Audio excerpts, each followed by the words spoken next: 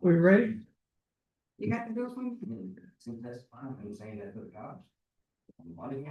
Hey, we get ready to bring the panel in, Mr. Kimler? Yes, we're in. Okay.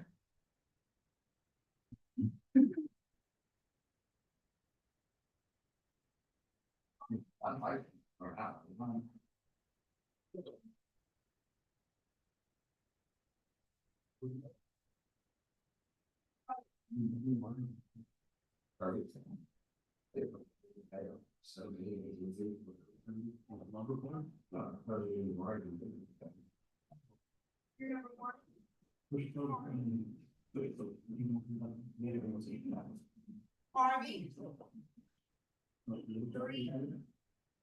Mr. Nash, you're gonna walk down that first row and go all the way to that first chair. Mr. Harden, you sit next to Mr. Nash. Mr. Harvey, you'll sit next to Mr. Harden.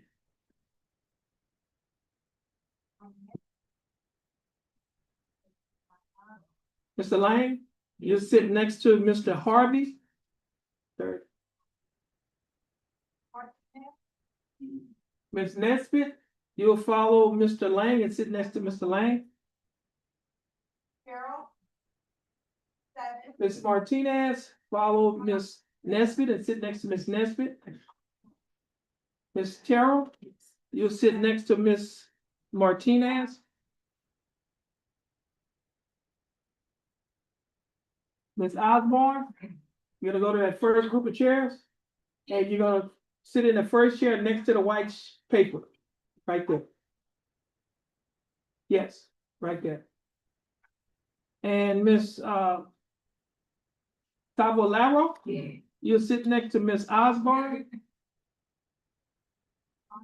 Mr. Perez, That's me. to remove your hat, you're gonna sit next to Ms. Tavolaro. Yes. Ms. May, you're gonna sit in that first chair on the first row. Yes. Mr. Manuel, you're gonna come to the second group of chairs and walk all the way down to that first chair. And you, Mr. Allen, you'll sit next to Mr. Emmanuel. Just follow Mr. Emmanuel. Barney. Cifuente, you'll sit next to Mr. Allen. Losberg, Yes. you'll sit next to Miss Cifuente. Or Cifuentes. And Mr., is that Forney? You'll sit next to Mr. Vosberg.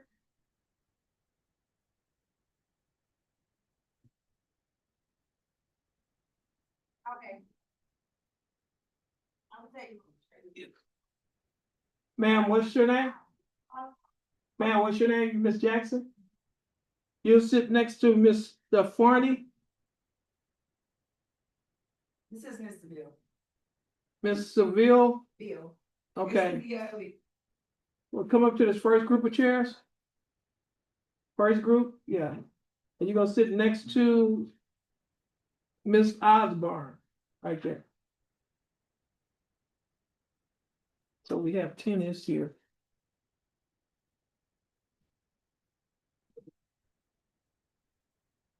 Oh, Judge.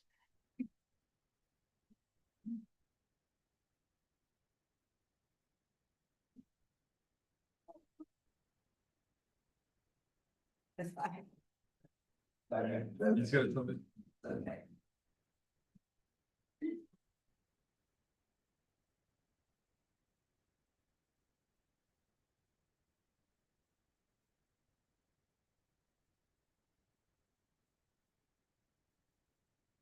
Good afternoon, ladies and gentlemen. I'd like to welcome you to County Court at Law number 2. My name is Judge Terrence Holmes.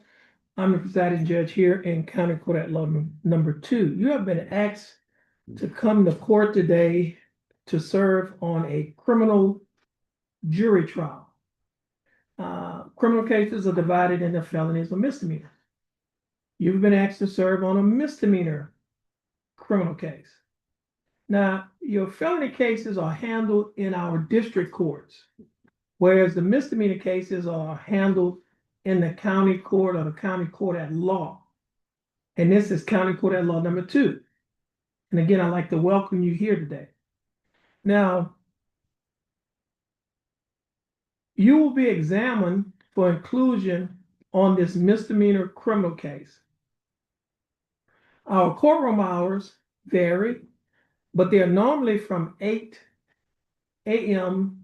to 5 p.m.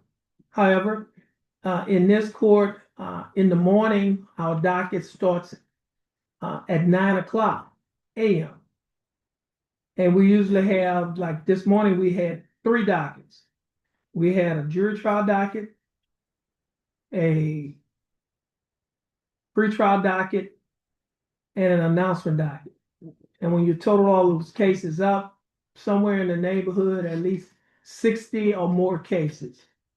So normally, it is not unusual for the cases to go from the morning into the afternoon for us to just take care of all of those cases that we have. And so therefore, we start our jury trials at 1:30 to try to give us time to take care of all of the cases that we have in the morning. And if you're selected for inclusion in this jury, you should be aware that you are performing a significant service which only free people can perform. If you are selected, this case will be tried expeditiously, consistent with justice.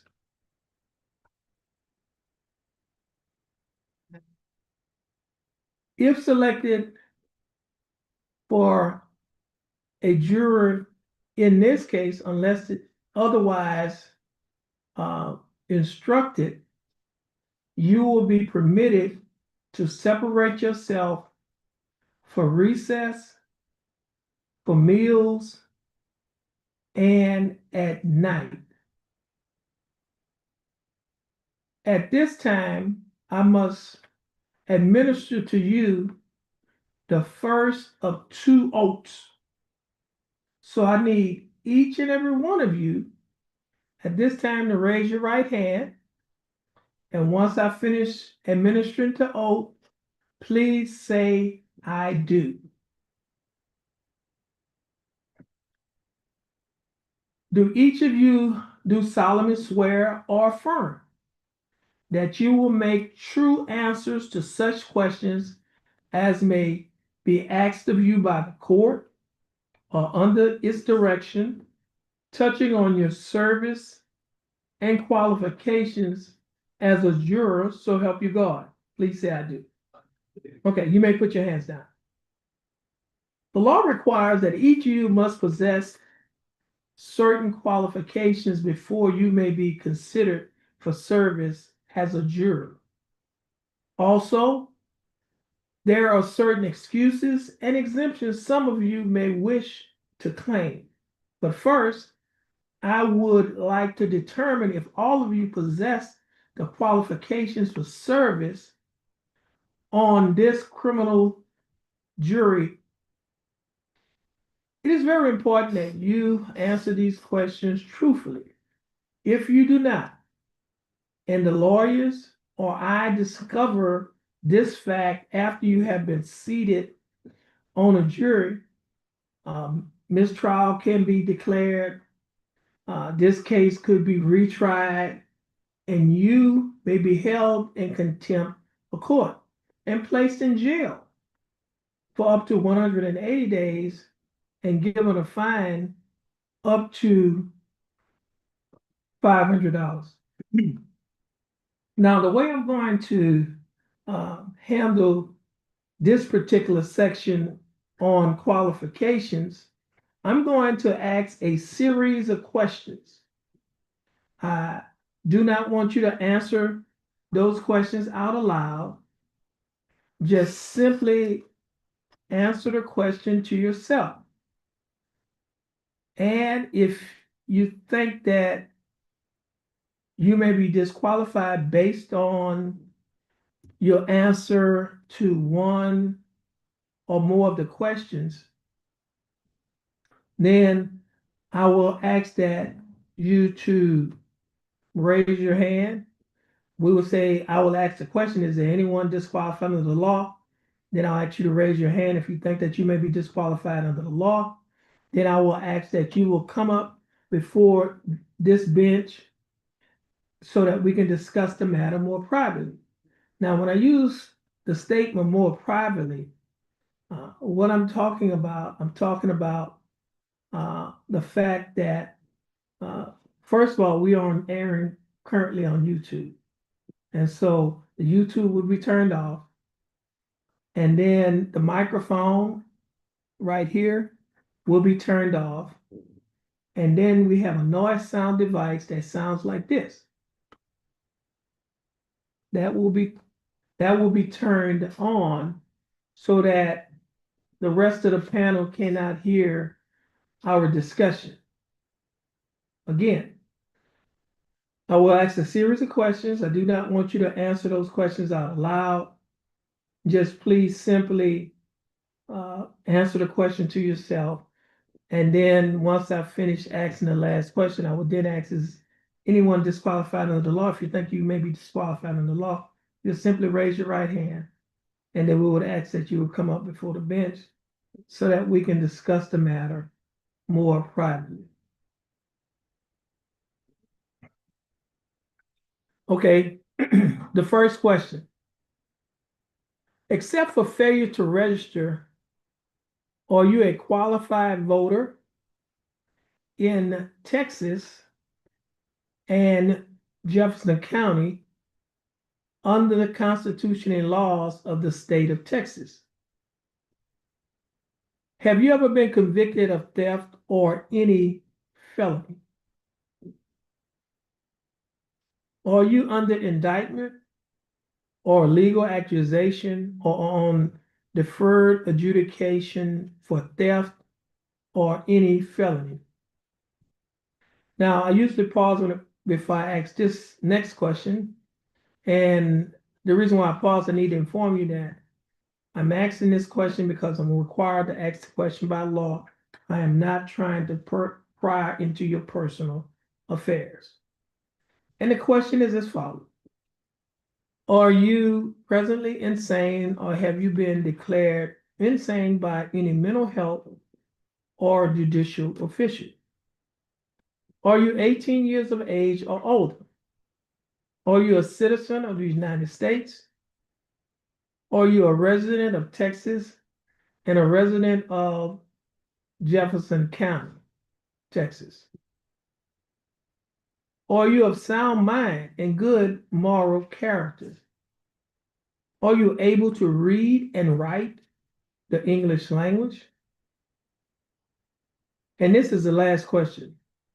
Have you served as a petty juror for 6 days in the preceding 3 months in a county court and 6 days in the preceding 6 months in a district court? Is anyone disqualified under the law? If you think that you may be disqualified under the law, please raise your right hand. Let the record reflect that no one on the panel is disqualified at this time. Now I will move to exemption. I will determine if anyone who is otherwise qualified to be a juror wishes to claim one of the following exemptions. You may claim any of the following exemptions if you choose to, but you are not required to claim them. If one of these applies to you, but you still desire to be considered as a juror, just remain seated. I will ask these questions in the same manner that I asked the previous set of questions. That is, I will ask a series of questions. I do not want you to answer the questions out aloud. Just simply answer the questions to yourself. And then once I finish asking the questions, I would then ask if there's anyone on the panel who would like to claim an exemption. First question. Are you over 75 years of age? Do you have legal custody of a child or children? under the age of 12 years, and jury service would necessitate leaving the child or children without adequate supervision. Or you're a student in a public or private secondary school. Or you're enrolled and in actual attendance at an institution of higher education. Are you a person, well, are you an officer or employee of the Senate, the House of Representatives, or any department, commission, board, office, or other agency in the legislative branch of state government? Have you served as a petty juror in Jefferson County during the 3-year period preceding today's date? Are you the primary caretaker of a person who is an invalid, unable to care for himself or herself? And this is the last question. Are you a member of the United States military forces serving on active duty and deployed to a location away from your home station and out of Jefferson County? Is there anyone on the panel who would like to claim an exemption? Let the record reflect that no one on the panel is claiming an exemption. Now I will move to excuses. I will not ask any questions for excuses. I will only make 3 statements. And if one of these statements apply to you and you would like to claim an excuse based on one of the 3 statements, then I will ask that you just simply raise your hand and we'll ask that you will come up before the bench. First statement: a juror may be excused for observance of a religious holiday upon completing an affidavit as required by the Texas Code of Criminal Procedure, Article 29.012C. A person may not be excused for economic reasons without the consent of the parties. That is, without the consent of the defense and without the consent of the state. And this is the final statement. A juror who, without prompting, articulates an inability to listen to testimony and be fair and impartial may be excused. Is there anyone on the panel who would like to exercise an excuse? Let the record reflect that no one on the panel is exercising an excuse. No one is claiming an exemption, and all the members of the panel is qualified.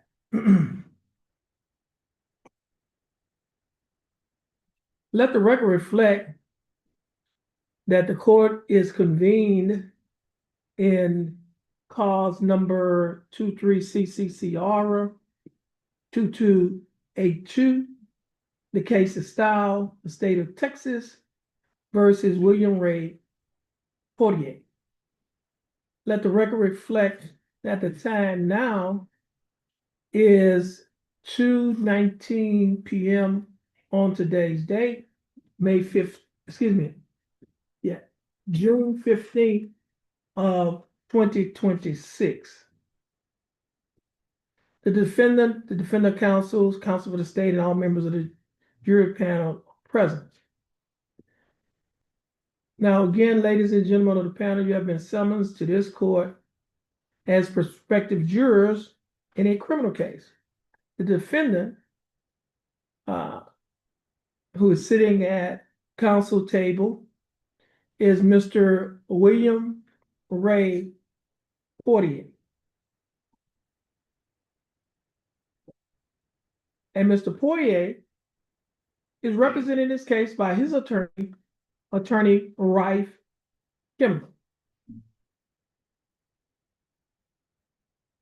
The state is represented by Assistant Criminal District Attorney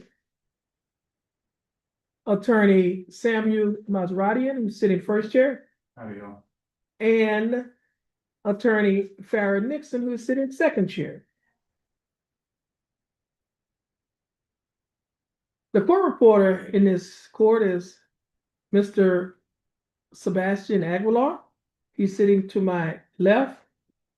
He will be taking down everything being said, so speak up when you're answering or asking questions. The bailiff in this case is Miss Brenda Mosby, and Miss Mosby is sitting at her table. You met her earlier. We have Mr. Fred Vernon. He's with the district attorney's office. He's sitting in the jury box. And we also in the back, Attorney Fred Vernon, and also in the back, we have Attorney Cornelius Williams. He's sitting in the back under the photo of Judge Flores. Let me do this here. Well, first of all, the defendant stands charged by information with the offense of assault causing bodily injury. The punishment range upon if he is convicted is because it's a Class A misdemeanor, the punishment range is minimum 0 days to a maximum of 365 days in the county jail, or he could be given a fine that does not exceed $4,000, or he could be given both such fine and jail time. The state and the defendant, through their attorneys, have the right to direct questions to each of you concerning your qualifications, background, experiences, and attitudes. In questioning you, they are not trying to meddle into your personal affairs, but are trying to select fair and impartial jurors to hear and decide this particular case. If at any time you would prefer not to answer certain questions in the presence of the panel, just say so, and I will ask you to come up to the bench so that we may discuss it more privately. State, are you ready? It's pretty dry. Defense, are you ready? Ready. Okay. Mr. Maserati, the panel is yours. Is 30 minutes enough for both sides? Yes, Your Honor. Yes, Your Honor. Okay, I'll be keeping the time. You may proceed.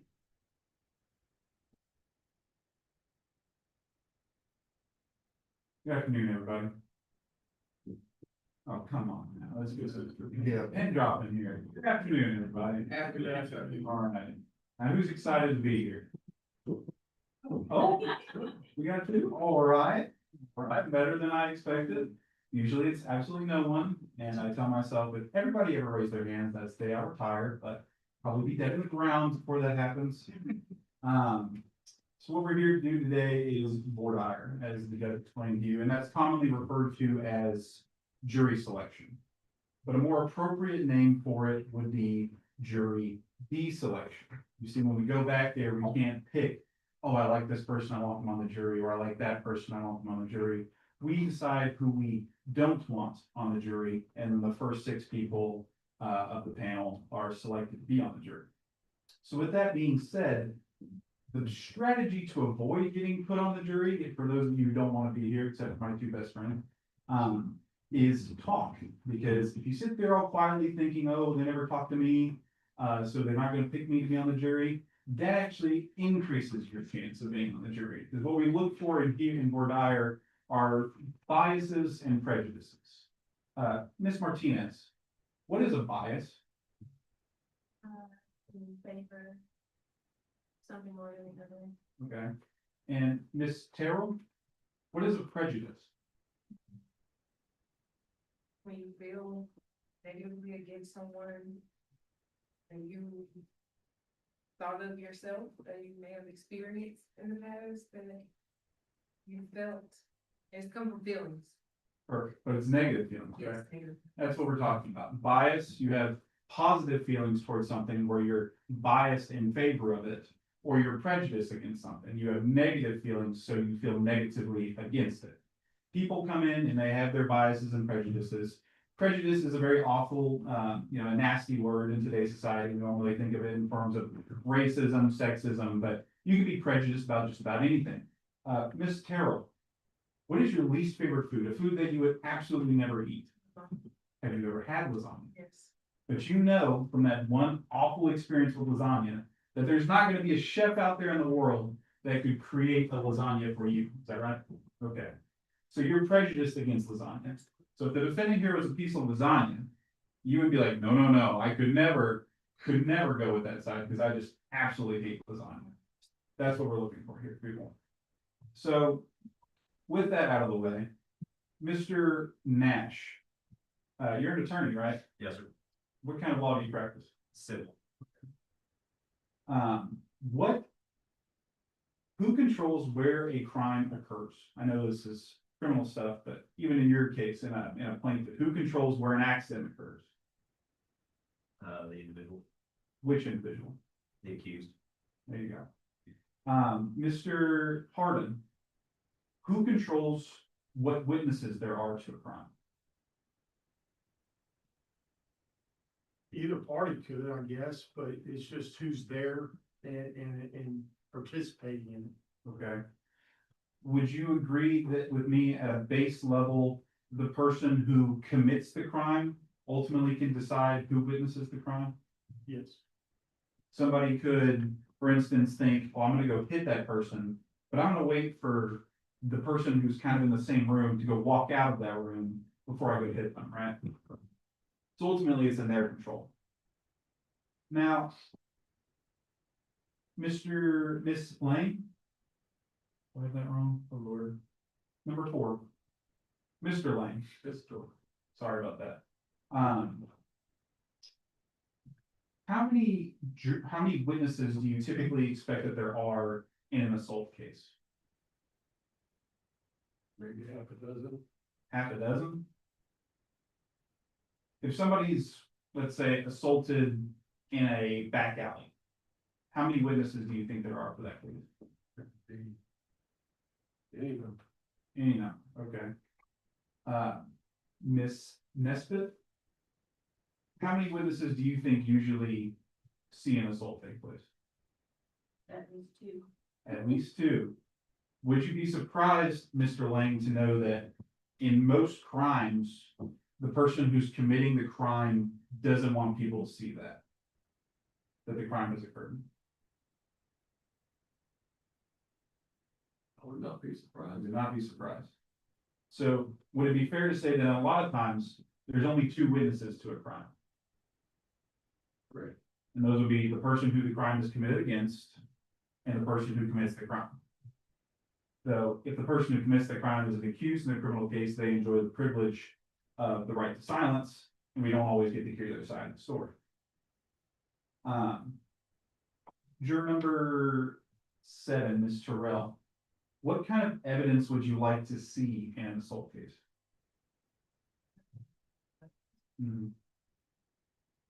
Would you like to see video of the assault, testimony about the assault happening? Both? What about injuries of the assault? Okay. Who here is a homeowner? Just by a show of hands. Okay, keep those hands up. Who of you that are a homeowner has cameras in your house? If the answer is no, put down your hand. Okay. Just a view over here. Who of you who is a homeowner with a camera in your house, that camera records and is not simply live video? So we have Mr. Emmanuel and Miss Nesbitt and Miss Martinez. So about 3 of you out of 20. Mr. Emmanuel, I haven't talked to you, so I'll ask you. Do you think it's rather common for people to have cameras in their house that record or not? You think it is common?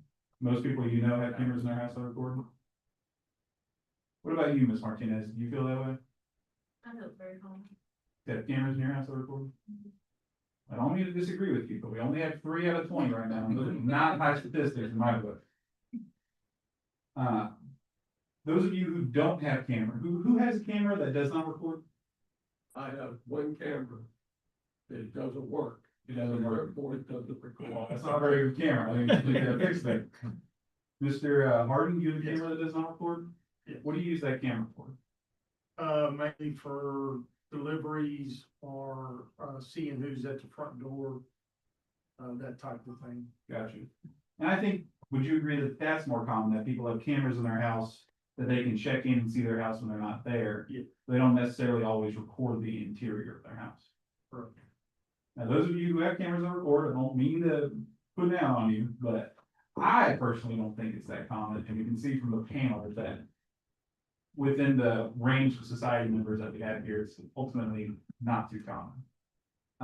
With that being said, if a crime occurs in the home and the person doesn't have a camera that records in the home, who's really there to say what happened or what didn't happen? Let's see, Miss Seville, Only the person that's there. only the people that are there. And that's right. So we have what's called the one witness rule. And that's if I put on a witness on the stand. I have objection to calling it a rule, Your Honor. That is not a rule, one witness rule. There is no such rule. I'll rephrase the question, Your Honor. Okay. Let's say if I put one witness on the stand and their testimony to you, or about what happened, has enough, covers each element of the offense. They say on this date, this person hit me and it hurt. Basically what we're gonna be dealing with in this case. Would anyone have issue finding or convicting a defendant in this case if all the elements of the crime are met through one witness? I would object, Your Honor, that requires a commitment question. Objection sustained.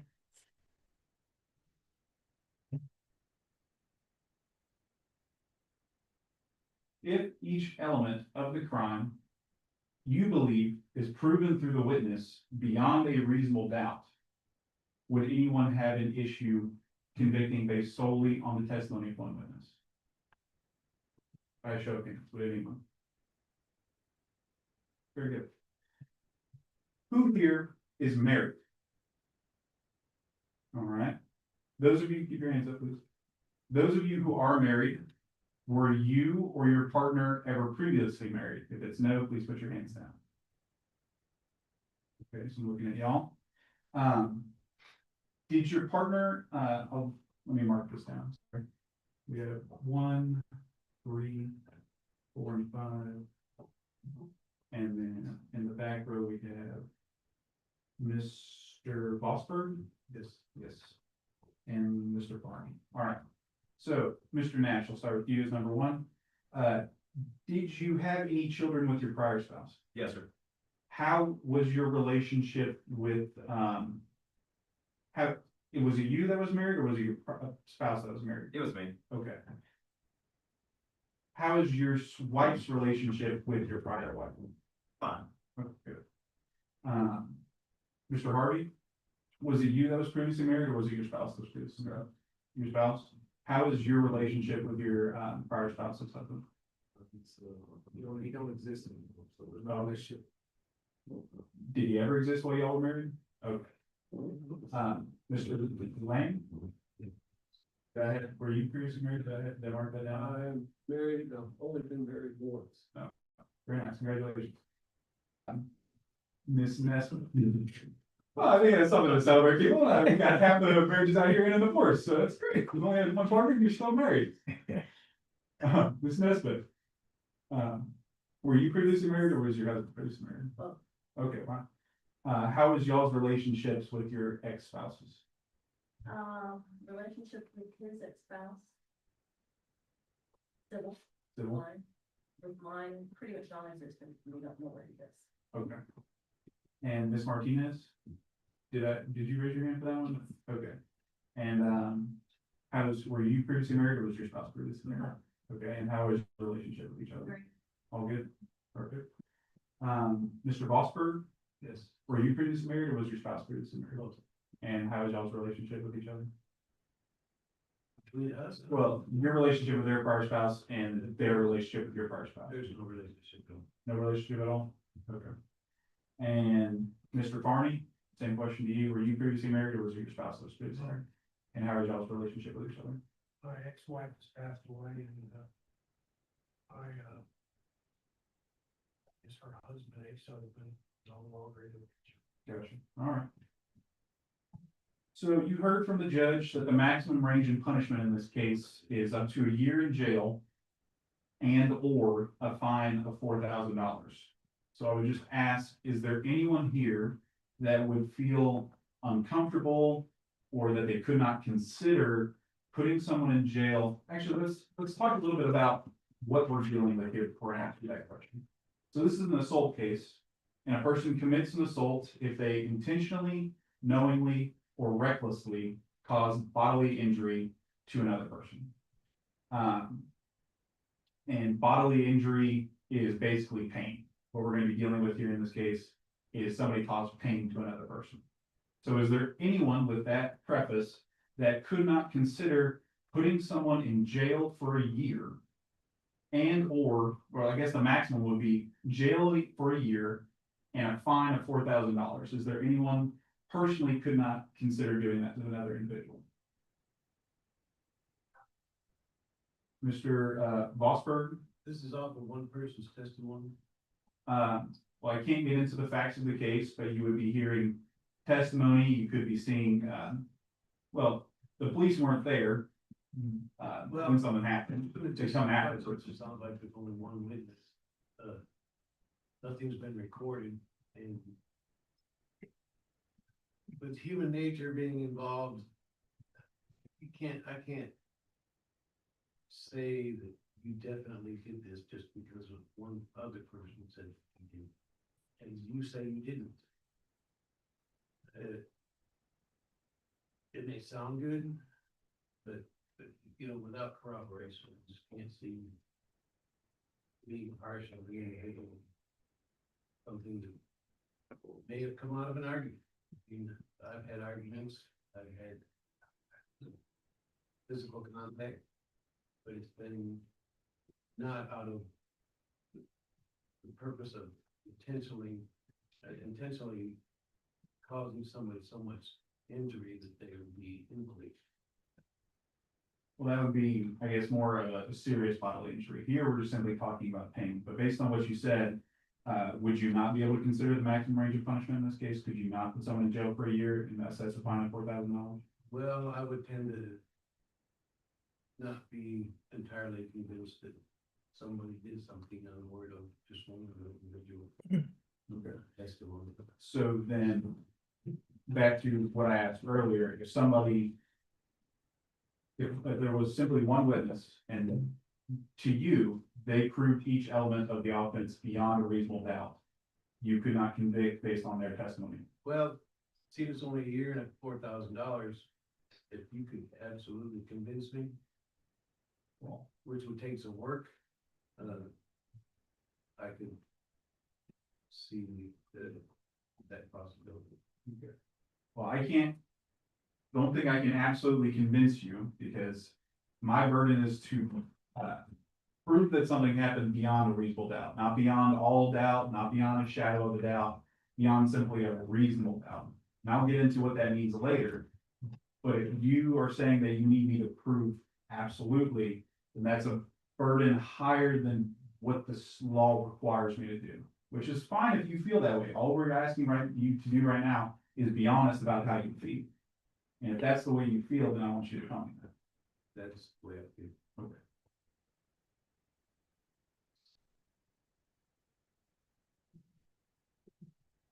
Does anyone, does anyone feel the same way that Mr. Gosford does? That they could not consider maximum range of punishment for a year, $4,000 fine, or that the testimony of one witness alone could not be sufficient in this case? Everybody else is fine with the 1 year and $4,000? I get some nods. Right. On the other end of the spectrum is the lowest range of punishment, which in this case would be no jail time, it's not required, and a fine of, let's say, $1. Could anyone not consider that range, that end of the spectrum? Could anyone not consider giving someone no jail time and assessing a fine of $1 if they caused bodily injury, i.e. pain, to another individual in Texas? You could not? Ms. Jackson? As a very definitive no, an absolute no, you could not consider that?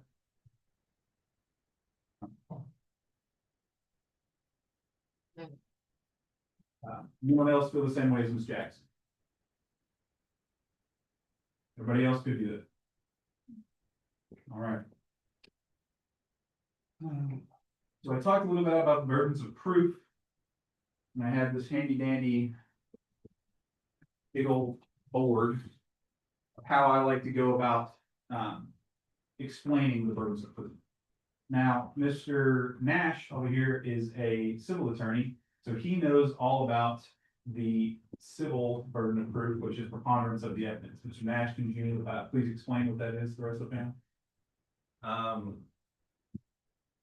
If you've got two things being equal, preponderance is like a feather that shifts the weight to one side. Correct. So would you agree with me that it's kind of like a pass fail? Either something passes muster or it doesn't. Sure, I agree with that. All right. So that's what you have in the civil side of things. What you have in the family courts is clear and convincing evidence. So if the state or the government tries to take away your kids, they have to prove by clear and convincing evidence their reason for doing so. And with that, it has a definition, like preponderance of the evidence, is that it has to create a firm belief or conviction in your mind that something is true. Now here in the criminal courts, we also have a standard, but the legislature has left it undefined for you to determine. So how I go about picturing how all of this works is on a grade scale. You know, we all went to school, we all can know about grade. We can all visualize a bit more easily as to how this fits in together. So on a grading scale, preponderance of the evidence, pass fail. You either pass, you either prove something happens slightly, you just get there, passes muster. So you pass the class. Clear and convincing, you get a C grade in the class. You've proven that you understand the material and you didn't just skirt by. You get what our education system considers to be the average level of grading, that you clearly passed the class, you clearly understood what you were doing, and you clearly proved something happened. And then we get to beyond a reasonable doubt. And B, if you notice that preponderance has a B, clear and convincing has a C, and beyond a reasonable doubt has a B, which is how I get all those to fit together. Beyond a reasonable doubt is the highest standard, as we just discussed, and I like to say it's B and above. You get a B grade, you get an A grade, you've gotten beyond a reasonable doubt. You've showed that you've gone well above understanding of the class and getting a high grade, or the highest standard of proof that we have in our criminal or our legal system.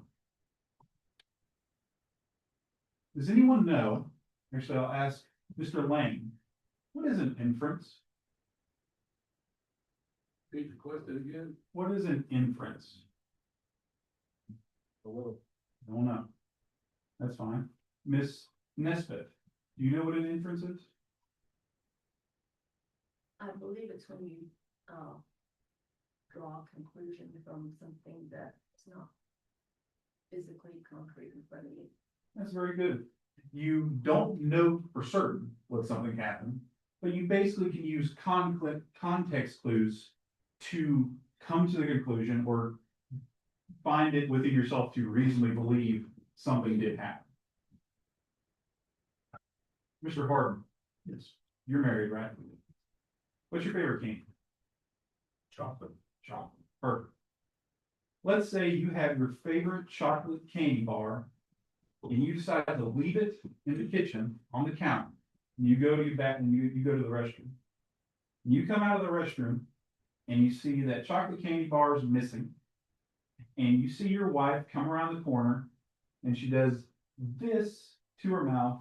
And you happen to notice she was wiping away a little bit of chocolate from the side of her mouth. What can you infer happened to your chocolate? That she was hungry for chocolate. That's right. And you better not get in her way when she's hungry for chocolate, is that right? That's right.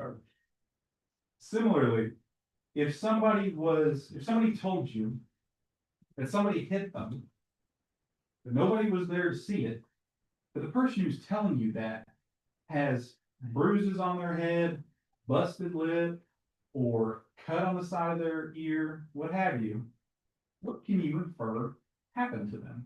Miss Sabine?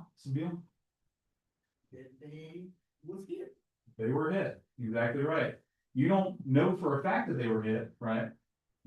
Hey, You didn't see them get hit, no, but you can come to the reasonable conclusion that they were in fact hit. yes.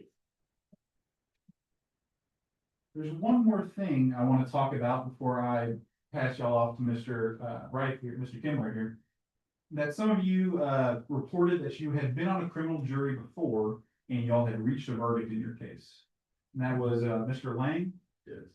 You reached a verdict in your case? Yes. What was the case about and what was the verdict? The case was a drive-by shooting. And, the verdict was guilty.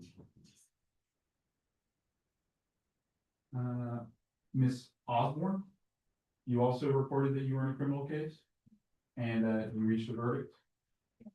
What kind of case was it and what was the verdict? For non-guilty. You remember why y'all decided not guilty? No, two of them. There just wasn't enough evidence to convict the person intentionally. Gotcha. And there was also Mr. Emmanuel. Yes. You were in a criminal case or a criminal jury, I mean, Two actual. two. What were the verdicts in those cases? One was a, child, but teenager being viewed by an adult male in state of undress.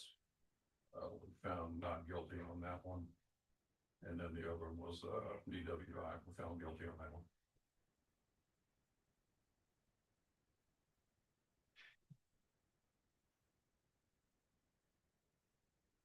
And there was also Miss Fuentes.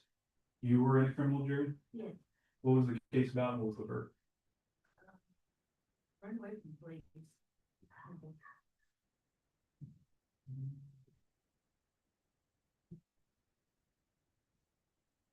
And Mr. Vosberg, Yes. you were in a criminal case or a criminal jury? It was, drug possession. And he was found guilty. And that's all I have. Thank you so much for your time. Okay. Mr. Kimler, panel is yours.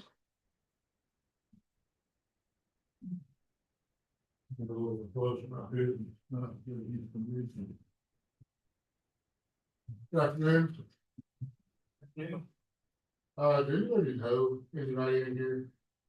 No, strangers, other than people up here? Nobody knows me, anybody from the state, don't know them. Other defendants, the judge, or each other, right? What about, Jason Ward, is that name familiar to anybody? No, okay. Just to get that out of the way, I forget it. So I get my board higher, so I like to establish that. At the outset. Mr. Nash.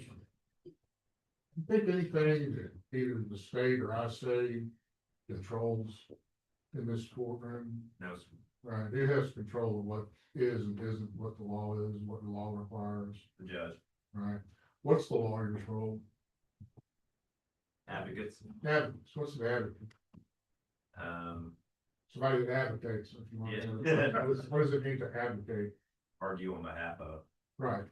What's our system of justice? What's the, I mean, there's multiple words, but what's it called? You got an inquisitorial system, like in the continent of Europe, and then It's the an British adversarial system. adversarial system, right?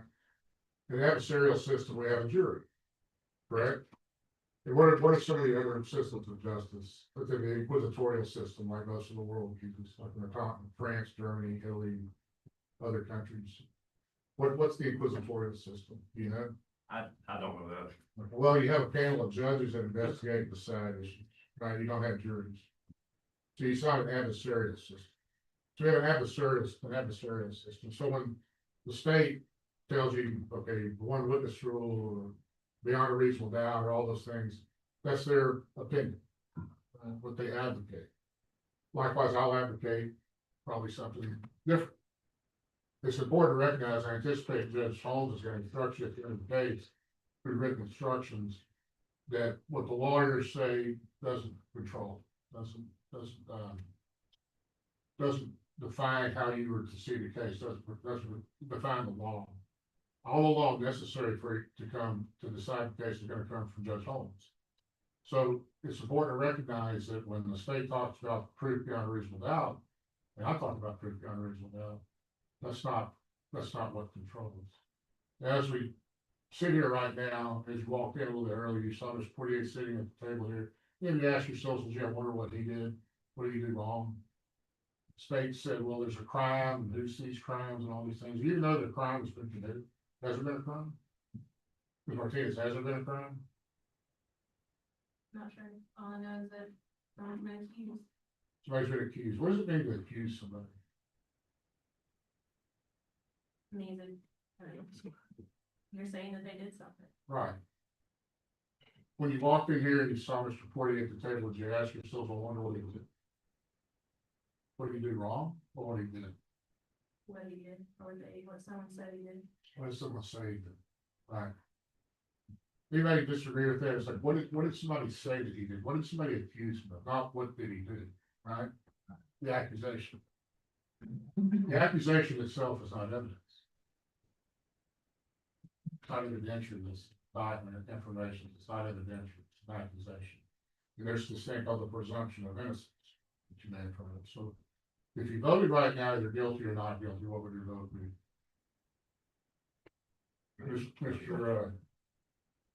Mr. Perez, what would your vote be right now? My vote would be negative right now, because I can hear no evidence for anything, Right, it's not guilty. not guilty. Anybody disagree with that? If you had to vote right now, guilty or not guilty, what would the vote be? Not guilty, because you haven't heard the evidence, right? Anybody say, I don't know what my vote would be? Anybody? I don't know.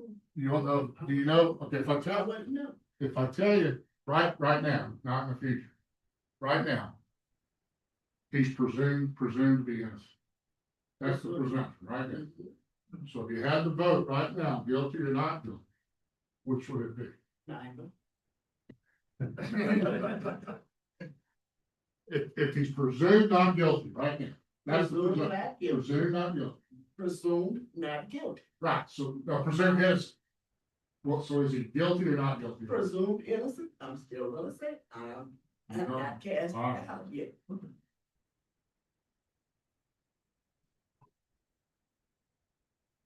Does anyone have a problem with the presumption of innocence? Right now, it's not, I'll represent to you, it's not guilty. Yes, Mr. Perez? So in other words, it's saying like he's innocent until proven guilty, basically what we're trying to do, prove, right? Right, it's up to the state to introduce sufficient. Exactly, the Correct. evidence that says he's either guilty or not. But what, the point I'm getting at though, the juries find people innocent. Mhm. Do you think, how many people do you think juries can find somebody innocent? Miss, Yeah. Jackson, what does innocent mean? With someone, didn't do the crime or the act that someone said they do. Factually didn't do what they said that they did. Actually, right? There's certainty, they didn't do factually what they're accused of doing, right? Certainly. That's innocence. That's legal factual innocence. Factual innocence. Legal innocence is you're presuming not. Is that the same as not guilty? What's the difference? Guilt means the state didn't prove the case. Right. That's not innocent. That's It's not necessarily innocent, right? Important conceptually. Not guilty does not mean innocent. Do you understand? You may not know. We don't know innocent. You may never know. You don't know. You will never know. Factually innocent or not. You don't know. There's a legal presumption right now that he's innocent. That's legal innocence, not factual innocence, right? You will never know factually whether somebody's innocent. You can't. It's impossible. Because you weren't there. You didn't see it. Not guilty means there's some failure of the state's proof, some failure of their evidence where there's a reasonable doubt. They have not eliminated every reasonable doubt that you have. So that you can't say they proved their case beyond a reasonable doubt, therefore the verdict is not guilty, not innocent, it's not guilty, right? Mr. Nash, you on board with that, right? Yes, sir. Do juries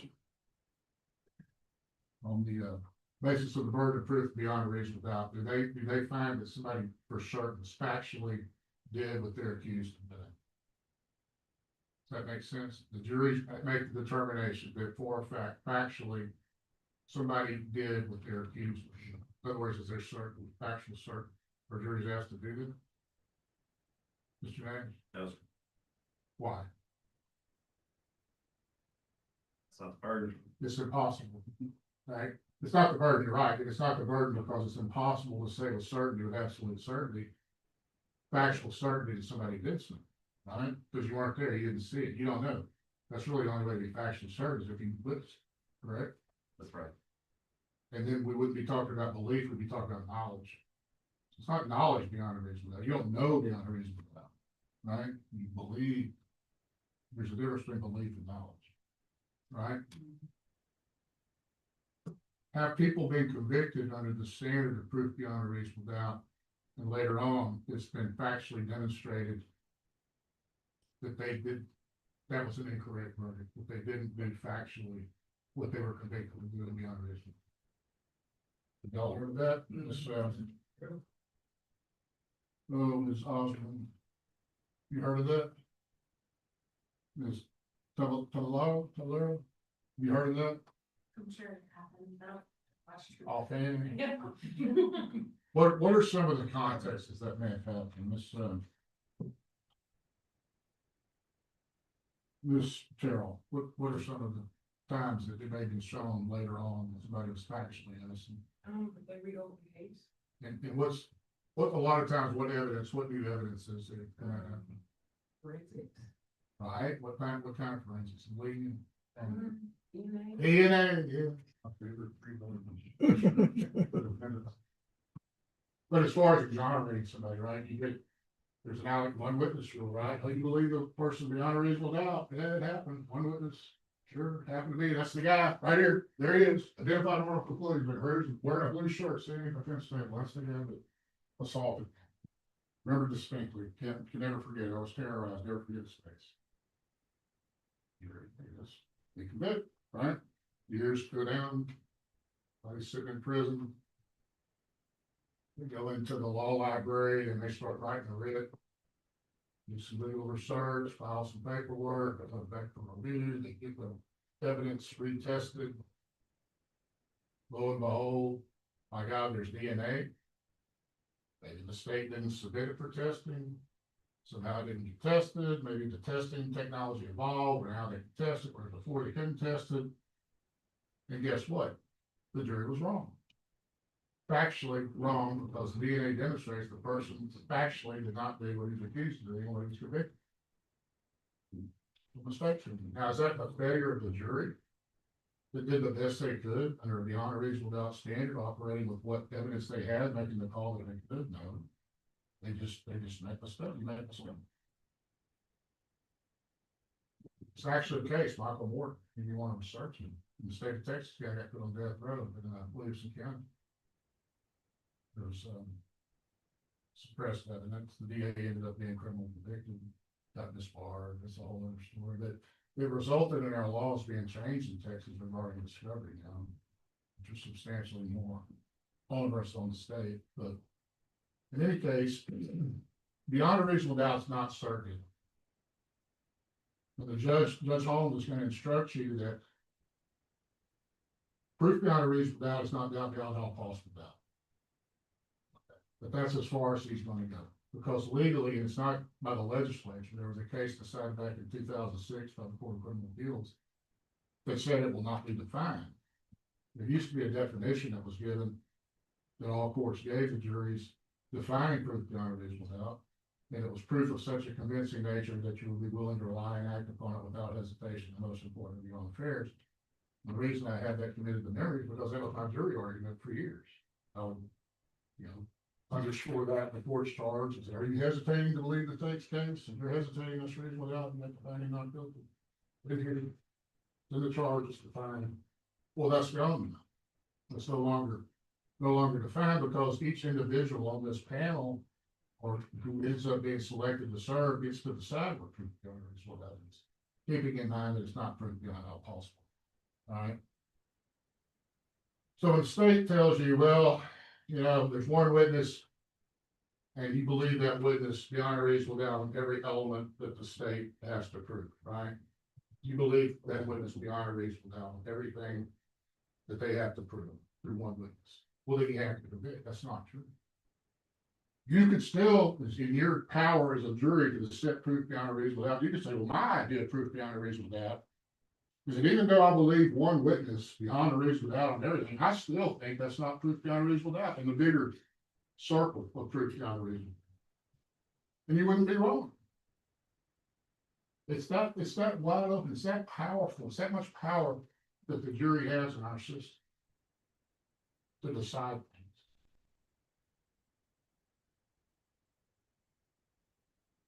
Why do you think and I go back to you, Mr. Nash, as your brother lawyer, I consider you a brother, but we're lawyer. Even, you know, state, we're lawyers, right? Why do we have juries do that in our system, the adversarial system? Why do we have juries? Why was that put in at the very beginning of the country? I know you just asked with your daughter of the American Revolution. I'm sure you familiar with the founding of the country. Why was that put into the Constitution? By the anti-federalists, by the way, but We wanted our peers to make a decision. why? We didn't want, those above us making the decisions for us. You didn't want the government just to be able to come in, take like the British, or lock you up, right? Before, let me ask you this. What's the result of a conviction? What's the result of finding that the states met their burden of proof beyond a reasonable doubt? What's the result of that? Assessment of punishment. Punishment, right? State told you it could be up to a year in jail, punishment, deprivation of your freedom. Bad food, bad clothing, you're around a bunch of people with poor hygiene. I mean, it's not fun, right? And before that can happen to you, it has to be people from the community that are convinced. They have to make the decision, not the government, right? Does anybody disagree with that? I mean, it's kind of a pain in the neck. You gotta come down here and do jury service and decide these things. So it's an imposition on people, right, the citizen. But you see the importance of it, Mr. Hard, you can see, I mean, Yes. right? You think it's an important check on government power? Definitely. Right. I could digress here and talk about the power to declare war being vested in Congress and not one man, but we don't go there. But again, that was a check, that was something that was put in the Constitution to prevent concentrated power, right? All right, I really don't have much else. Tired of listening to me. Do anybody have any questions of me? No, okay. All right, well, I look forward to, having this Kate, the study present. One other thing, this is not just an assault case, it's assault family violence, special kind of assault. State's required to prove, some sort of family relationship, because that's the time to, that we define to, Objection, Your Honor. Mr. Ripe is misstating what's been charged in the indictment. Okay, so that. Information. Information. It's not, we were talking about that earlier, so anyway, so it's a straightforward assault, there isn't gonna be any type of family violence, stuff like that. So you won't have that. All right, does anybody have any questions? No, all right, thank you. Okay. Okay, ladies and gentlemen of the panel, we're gonna ask that you step outside. You can go out either door. We may have to call some of you back in for some follow-up questions. So at this time, everyone, please stand as the panel exits the courtroom.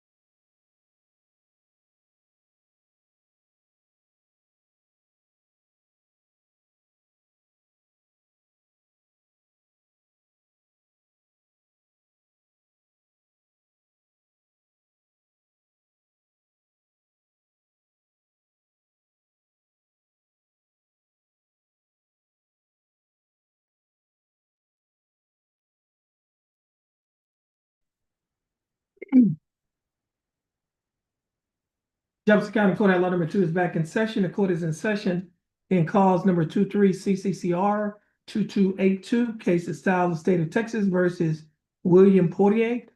Let the record reflect that Mr. Portier is present in court with his attorney, Attorney Ryan Kimmler. Let the record reflect that the state is present with Assistant Criminal District Attorneys, Attorney Samuel Masradian, and Attorney Farrah Nixon. Let the record reflect that the panel is now present in the courtroom. At this time, ladies and gentlemen, our court coordinator, Ms. Trina Redmond, is going to call some names. If your name is called, please stand and go to the jury box. On the top of the counter of the jury box, there are some badges. You can take one badge, have a seat, and pin it on your clothing. At this time, I'll put Ms. Redmond in charge. Ms. Redmond? Luke Harvey, Luke Harvey?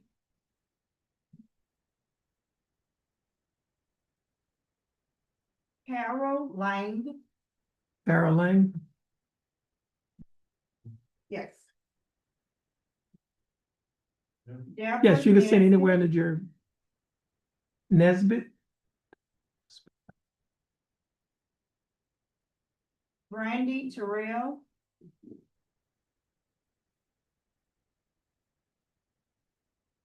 Elizabeth Tavalaro,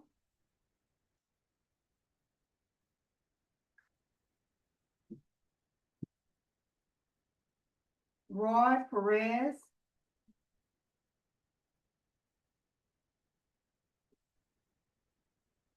Daphne May,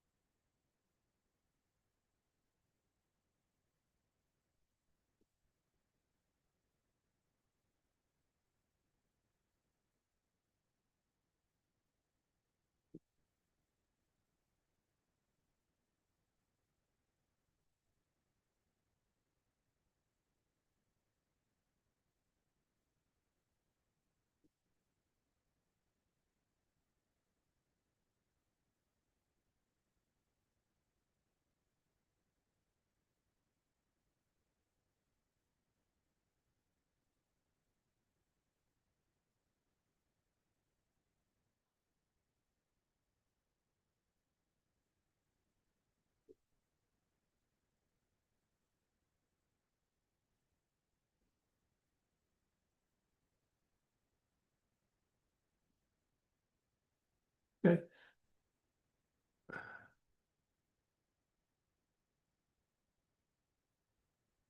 Trying to figure out how to get it turned off and I don't know how.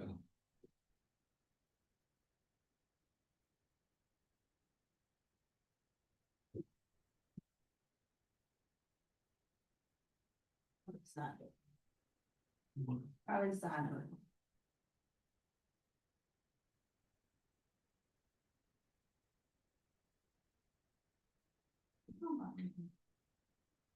There's a special, I don't know how to turn it on. It's on solid. It's on solid? Okay, that's good.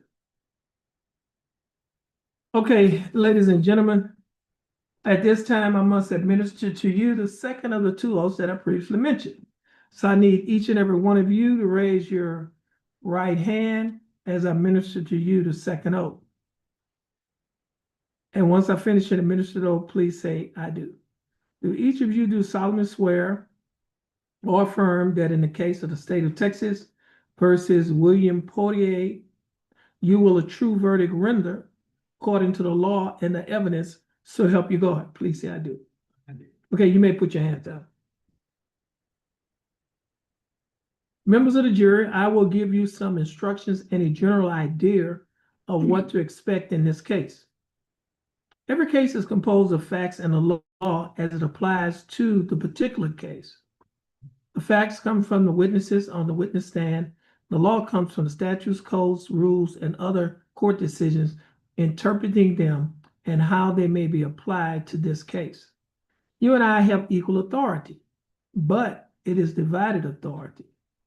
You are the sole judges of the facts, and I'm the sole judge of the law. You are the sole judges of the credibility of the witnesses and the weight to be given their testimony.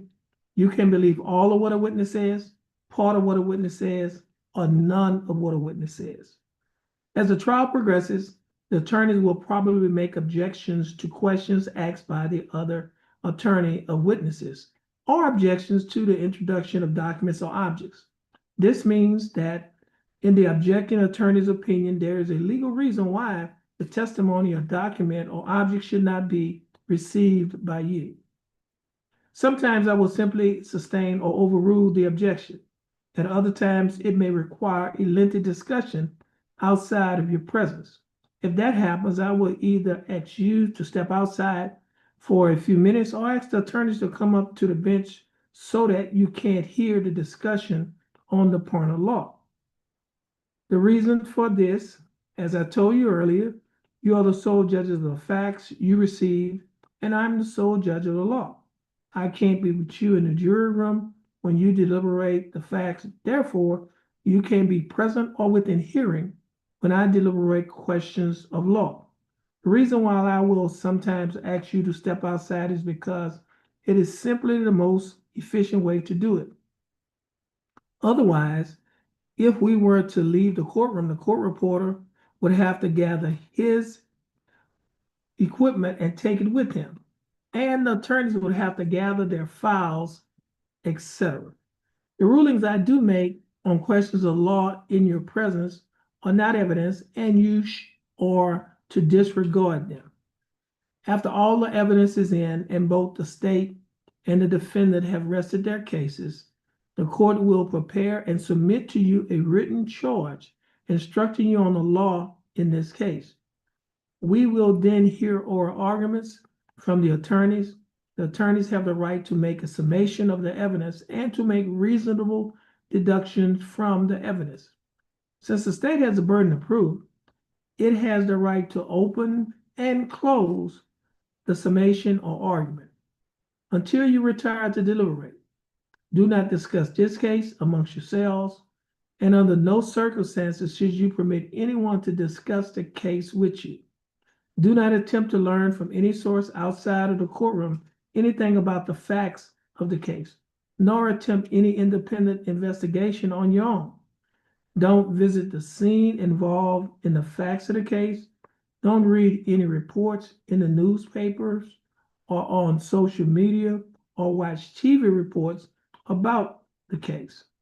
Do not make up your mind about this case until all the evidence is in and you have been instructed on the law. Don't take notes during the progress of the trial.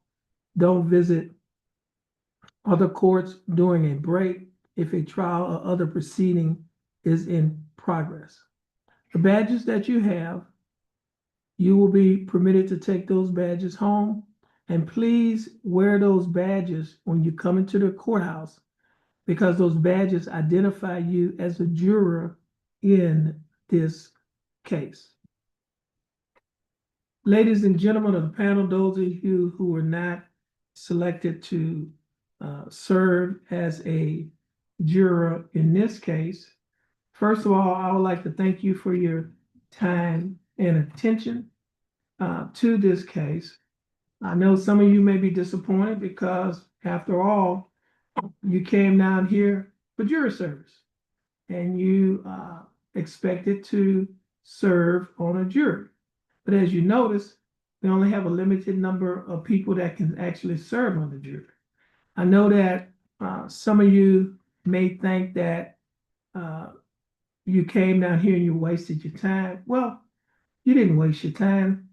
And because you didn't waste your time, because as I mentioned to you earlier, when we had those 3 dockets this morning, we were able to dispose of some cases.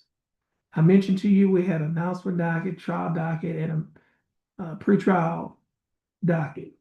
Now, what you don't understand is that a lot of times, when individuals first get a case, at some point, uh, the attorneys for the defendant and the state usually have a conference and the state make an offer to settle the case. And the defendant can either accept or reject that offer. And then they have a right to go to trial. That's why we're here today. But some individuals believe that they'll reject the plea or the offer because they believe one or two things is going to happen. Sometimes they believe that the witness is not going to show up. Sometimes they may believe that the jury is not going to show up. But on days like today, when witnesses show up and when jurors show up, it is not uncommon for some of those individuals to say to themselves, you know what? That offer that the state made me a few months ago, it looks pretty good right now. And it's because of people like you who take time out from your busy schedules to come here. We are able to move cases. And so again, on behalf of the citizens of Jefferson County and behalf of the staff here at County Court at Law Number 2, I'd like to thank you for taking time out to come here to County Court at Law Number 2. Now, I do know that when you came to court this afternoon, you're probably looking for County Court at Law Number 2, and you looked over the door and you saw a sign that says County Court at Law Number 2, Judge Terrence L. Holmes. And you probably said to yourself, well, I'm in the right place. This is Judge Holmes' court. Well, this is not my court. This is the courtroom for the citizens of Jefferson County. I'm only a humble public servant serving the citizens of Jefferson County. Actually, this is your court. You're a citizen of Jefferson County. This is your court. And so I've said that to say this. Anytime that you're in the area of County Court at Law Number 2, you can come and have a seat in your courtroom and just see what goes on. In fact, you can sit in that area that you're sitting in. We call that the peanut gallery. But it doesn't mean you can bring peanuts in here and eat because this is not the Texas Roadhouse. But you can come and have a seat in your courtroom and see what goes on. And I can assure you, you will find it very interesting. So your jury service has concluded. The bailiff that you met earlier, Miss Brenda Mosby, she has some letters for each and every one of you. She's going to pass those letters out. But before she does that, I usually give everyone a handshake, but we still have COVID and some other things in our community. However, I would like to give each and every one of you what I call an air handshake. Okay? So on behalf of County Court staff here in County Court at Law Number 2, thanks for coming. And she's going to give you the letters and you'll be excused. If you need any excuse, our district clerk's office is right across the hall and they can help you out on that. If they can't help you out on that, you can come back here. Each and every one of you have a blessed day. Thank you, Judge. All right. Judge. Thanks. Thank you.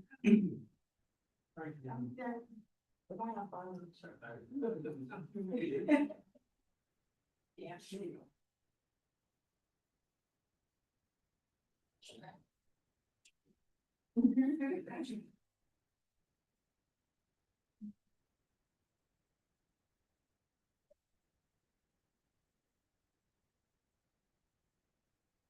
Okay, ladies and gentlemen of the jury, it's my understanding that the state is going to present its case on tomorrow. Is that correct? That's correct, Your Honor. Okay, so ladies and gentlemen of the jury, I'll just give you a brief outline or overview of what you can expect on tomorrow. On tomorrow, the state is going to read the information. The information is a charging instrument. In district court, they call the charging instrument an indictment. In county court at law, they call it an information. District court, you have a grand jury that they present an indictment to, and the information is not presented to a grand jury. But anyway, that's the charging instrument. And so the defendant is going to enter his plea to that charge, and then the state is going to follow that with opening statement. The state can make an opening statement, and the defense can. The defense can make their opening statements following the state if they choose to, or I can reserve it. Now, after the opening statements are made, then the state will call their first witness. And so that's what you can expect on tomorrow. Now, we need each and every one of you here tomorrow at 1:30. Please have a seat right outside the courtroom.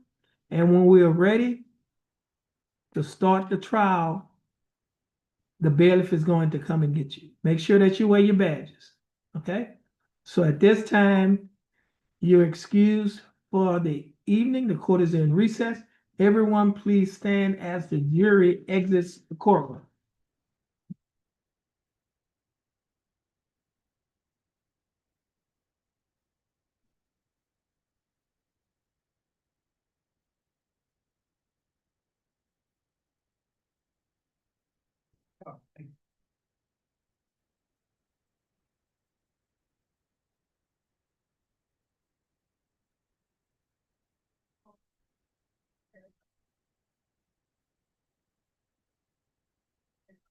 Court will be in recess until 1:30 tomorrow.